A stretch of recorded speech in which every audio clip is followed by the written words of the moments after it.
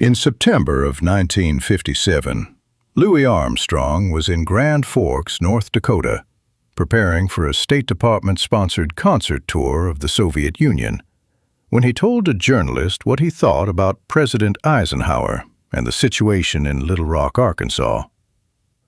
The situation in Little Rock was this.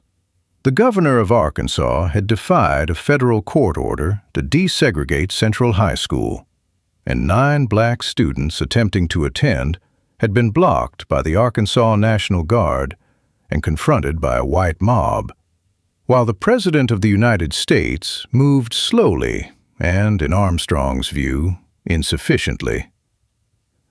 What Armstrong said was direct. He called the government's conduct deplorable. He called Eisenhower two-faced.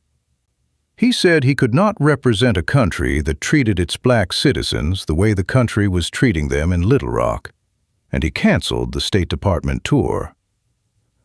The statement landed with the specific force of something unexpected from someone whose public image had been built, in part, on the perception that he was not the kind of man who made this kind of statement.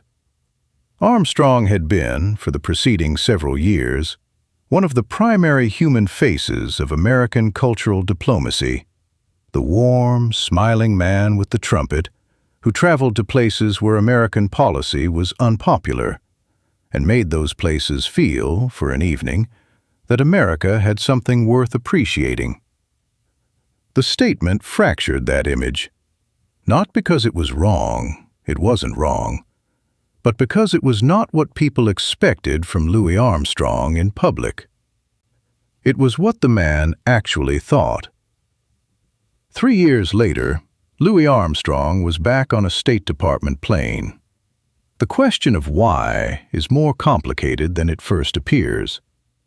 The answer Armstrong gave, when asked about his return to State Department-sponsored work, was characteristically direct and characteristically complicated.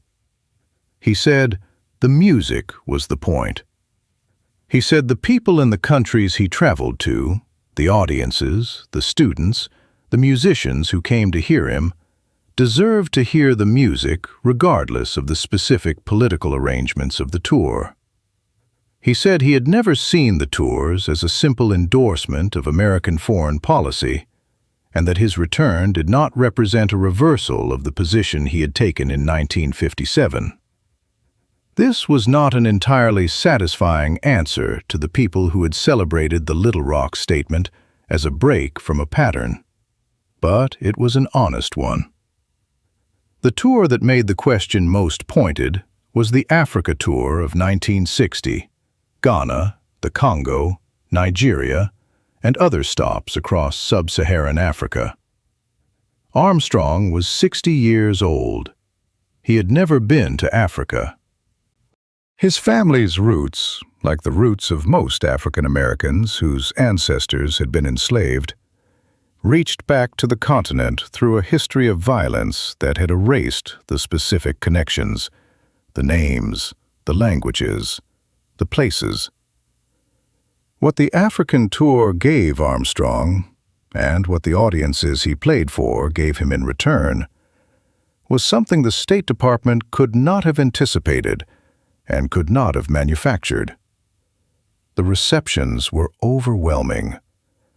In Ghana and Nigeria, the crowds came in numbers that the security arrangements could not contain. People had traveled hundreds of miles to hear him.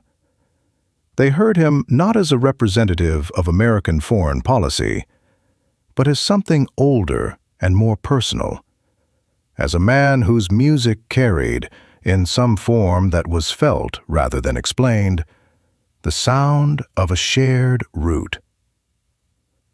Armstrong was moved by this in a way that the European tours had not moved him.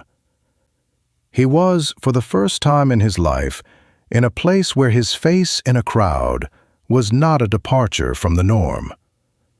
It was not a simple feeling, and he did not describe it simply, but he described it. He was playing 2 roles at the same time. He knew it. He was the State Department's musician, and he was Louis Armstrong.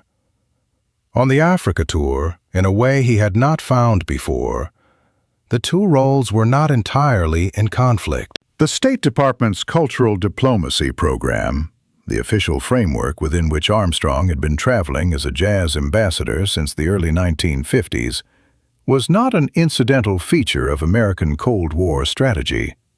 It was a deliberate and significant investment in the idea that American culture could do diplomatic work that American politics could not. The logic was specific to the Cold War moment. The Soviet Union and its allies were making effective use of American racial segregation as propaganda, pointing at Little Rock and Birmingham and Montgomery as evidence that American claims about freedom and democracy were hollow. The State Department's response was to send American artists, jazz musicians in particular, to the parts of the world where this propaganda was landing. Armstrong was ideal for this role in ways that went beyond his musical reputation. He was warm, he was funny, he was disarming. He was genuinely liked in virtually every room he entered, and he played the trumpet in a way that did not require a shared language to communicate. He had been touring internationally since the 1930s. He was, in the fullest sense, a global figure. He was also black. This was not a coincidence. The specific utility of sending black American artists abroad was the argument they made, simply by being there and being what they were, against the Soviet narrative. If America was the oppressor, the propaganda claimed, why was this man, this black man from New Orleans, the most celebrated musician in the world? It was a complicated argument to make. Armstrong understood its complications. He had been making it, in one form or another, for years.